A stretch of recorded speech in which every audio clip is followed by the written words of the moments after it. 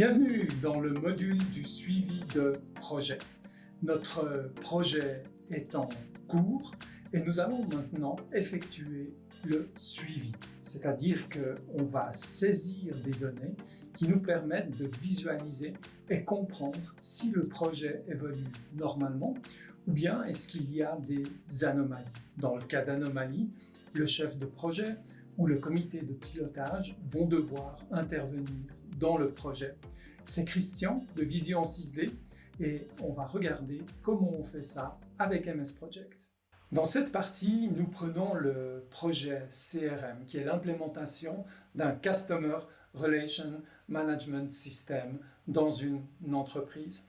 C'est un système qui permet de faire le suivi des clients depuis le marketing en passant par la vente jusqu'au support technique et le service après-vente. Derrière moi, on trouve le déroulement du projet. Donc, on peut tout à fait voir au tout début, il y a l'approbation du projet, suivi d'une très courte étape de planification et ensuite, il y a une étape de conception. En jaune, il y a une grande étape qui est le cœur du projet, c'est la migration des données dans cette entreprise d'un ancien système vers ce nouveau CRM. Ce sera suivi par une étape de test et de formation des utilisateurs et finalement on fait une mise en production dans laquelle on s'est laissé passablement de délai pour pouvoir démarrer comme on l'entend ce projet. Dans ce projet, nous avons aussi défini toutes les tâches qui concernent la gestion et le contrôle du projet. J'ai repris ici l'information du projet que l'on trouve dans MS Project et qui nous permet de voir plusieurs éléments. La première chose, c'est qu'il y a une baseline ou en français un planning de référence. Pour pouvoir faire un suivi de projet, la chose qui est importante, c'est d'avoir passé par l'étape de planning de référence. Ensuite, vous voyez qu'il y a des données qui sont dites actuelles et puis il y a la variance. Les données actuelles, comme on n'a pas encore commencé le suivi du projet, eh bien, il n'y a pas de données. L'ordre de grandeur du coût de ce projet, c'est un peu plus d'1 million d'euros et le nombre d'heures de travail de la part des collaborateurs, c'est un petit peu plus de 5400 heures. Bien que le projet ait commencé, vous voyez qu'au niveau des données qui sont dites actuelles, eh bien, on a 0 jour de travailler et puis on n'a pas eu de frais pour le moment. Ce qui fait qu'il nous reste la totalité des journées de travail et la totalité des coûts. En fait, c'est pas tout à fait juste parce qu'on a travaillé dans le projet, mais ce qui n'a pas été fait, c'est le suivi du projet. Avant de commencer à saisir des données, il y a encore une chose que j'aimerais vous montrer dans la partie projet. Donc ici, je vais sur la partie information sur le projet et ici, je descends dans les statistiques. Donc c'est ce que j'avais mis en évidence tout à l'heure. Et ici, on voit le pourcentage achevé représenté sous la forme de durée tout d'abord et puis aussi sous la forme de travail. Donc en l'état actuel de notre saisie et de suivi de projet, on est à 0 à la fois pour la durée et pour le travail. Notre projet démarre le 5 avril et ici dans la partie de projet, je vais définir la date d'état, c'est-à-dire la date à laquelle on fait le point de situation dans le projet. Alors ici, j'ai la possibilité de définir une date et nous allons faire ça le 10 juillet.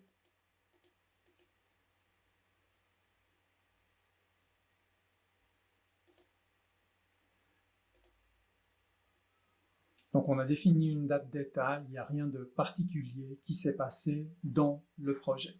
Alors à partir de maintenant, je vais prendre les tâches, donc les étapes d'initiation qui se sont déroulées absolument normalement. Donc je viens ici sélectionner la tâche la réalisation de la proposition de projet.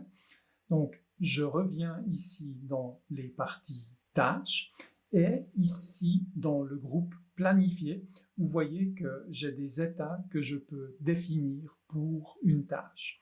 Cette tâche, elle a été soit pas encore commencée, 0%, 25%, 50%, 75 ou 75 ou 100%. Dans mon cas, je vais dire qu'elle a été exécutée à 100%. Ensuite, je vais prendre la tâche suivante, qui est l'approbation du projet.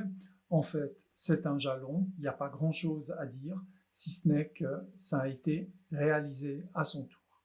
Ensuite, il y a la partie planification qui vient ici. Donc, je pourrais faire la même chose, procéder de la même manière. Je vais tout simplement vous montrer une autre alternative qui est aussi intéressante. Vous voyez que ici, dans l'information d'une tâche, j'ai la possibilité de définir le pourcentage achevé. Donc, je pourrais tout à fait définir ici 100%, mais dans ce que je veux faire, c'est que je veux vous montrer que cette tâche, elle est, elle, réalisée qu'à 80%, admettons. Donc, on va regarder ce qui se passe. Donc, de la même manière, vous avez remarqué que pour toutes les tâches qui sont terminées, dans la colonne information, est venu s'ajouter un vu qui dit que ça a été achevé. Dans la tâche que je viens de mettre à 80%, comme elle n'est pas achevée, il n'y a pas le petit vu. Par contre, si on veut bien regarder ici dans la partie du diagramme de Gantt, en ayant agrandi un petit peu, on voit que chacune des tâches a une barre plus foncée au centre. C'est ce qui montre l'avancement de la tâche. Donc, lorsqu'elle est complètement barrée d'une extrémité à l'autre, ça veut dire graphiquement qu'elle a été exécutée à 100%. Concernant la tâche de planification, on voit que la ligne foncée n'arrive pas à l'extrémité, ce qui montre que ce n'est pas achevé, que la totalité du travail réalisé pour le moment est de l'ordre de 80%. Lorsque tout se déroule normalement dans un projet, on a la possibilité de dire en une fois que toutes les tâches, jusqu'à la date de mise à jour du projet, que toutes les tâches se sont exécutées normalement.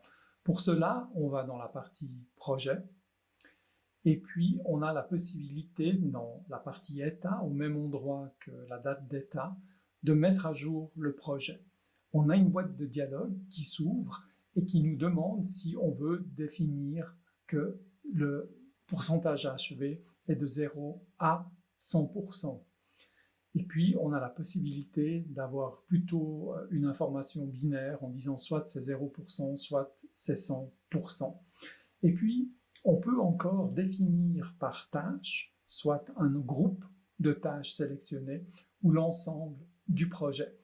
Et ici, on nous montre la date d'état à laquelle on va valider toutes les tâches pour les mettre à jour. Donc, dans notre cas, c'est bien ce qu'on veut dire. On veut bien jusqu'au 10 juillet dire que tout s'est tout à fait passé normalement. Ici, on a une date de contrainte qui imposait un démarrage, mais on va tout simplement dire « OK ». Nous avons bien, jusqu'en date du 10 juillet, l'avancement du projet qui a été notifié en un seul clic. On va regarder maintenant ce qui se passe au niveau de la statistique du projet, puisqu'on a déjà avancé. Et on voit que les informations ont commencé à venir compléter le tableau général de statistiques du projet. Donc on voit qu'en gros, du point de vue de la durée du projet, on a avancé de 20%, et le travail correspond à 33% du travail réalisé. On a en réalité les valeurs réelles, donc on a une durée déjà de 84 jours, et au niveau des heures de travail, on en a 1786 ou 1786. Et on voit nos soldes restants. Donc ce tableau de statistiques est toujours intéressant à consulter. On voit qu'au niveau des coûts, On a déjà à peu près 250 000 € qui ont été consommés dans le projet et il en reste à peu près 786 000 pour le projet. Je vais me servir maintenant d'un autre tableau ici qui est le suivi de Gantt.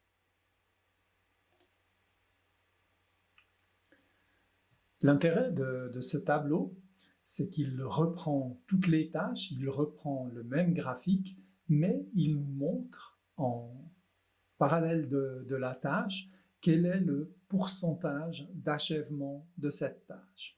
Chaque barre est composée d'une partie bleue qui est le déroulement qu'on a prévu dans le projet, ou pardon, c'est plutôt le déroulement actuel du projet, et en gris, c'est la référence, c'est-à-dire c'est le planning de référence. Donc on va pouvoir comparer les barres bleues par rapport aux barres grises et voir s'il y a des décalages.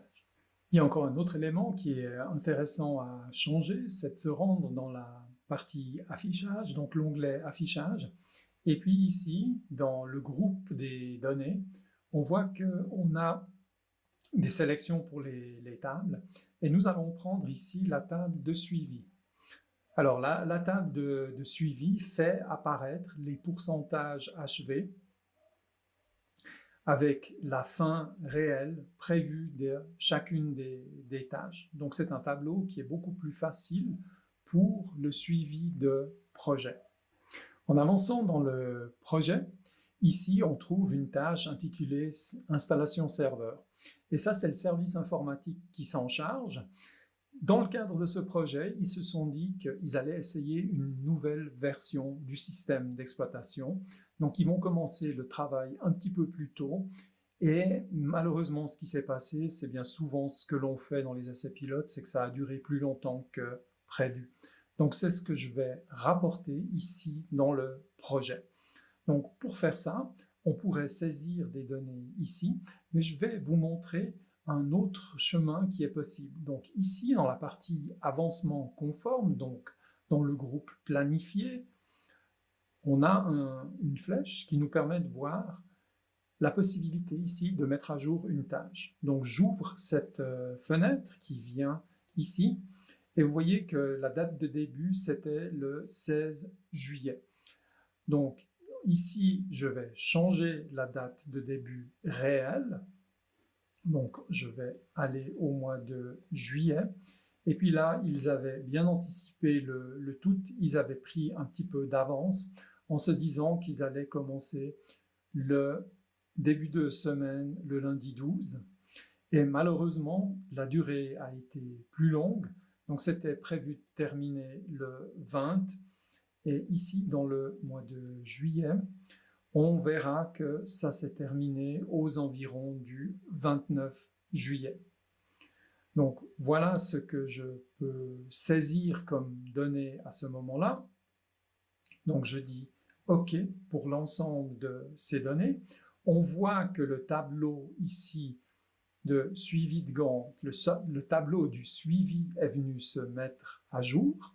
Et puis ici, dans le graphique, on verra qu'il y a un décalage dû à ces données qui, ici, sont l'installation du serveur qui s'est prolongée et qui a décalé sur la droite tout l'ensemble des tâches qui dépendent de cette activité. La date de mise en production n'a pas du tout été influencée par cet écart parce que dans cette zone-là derrière moi, nous avons une importante marge qui justement est là pour absorber ce genre de situation. Concernant la tâche d'installation de l'application qui est ici, on va directement le saisir ici dans le tableau de suivi en disant ici que tout s'est déroulé normalement avec un 100% d'achèvement dans le tableau. De cette manière, toutes les données sont mises à jour. Voilà comment se passe le suivi de projet. Donc, j'espère que vous avez apprécié. Partagez cette information avec vos collègues et camarades. Inscrivez-vous à la chaîne YouTube Et tout ce qui me reste à vous dire, c'est à tout bientôt pour un autre module. Allez, ciao ciao!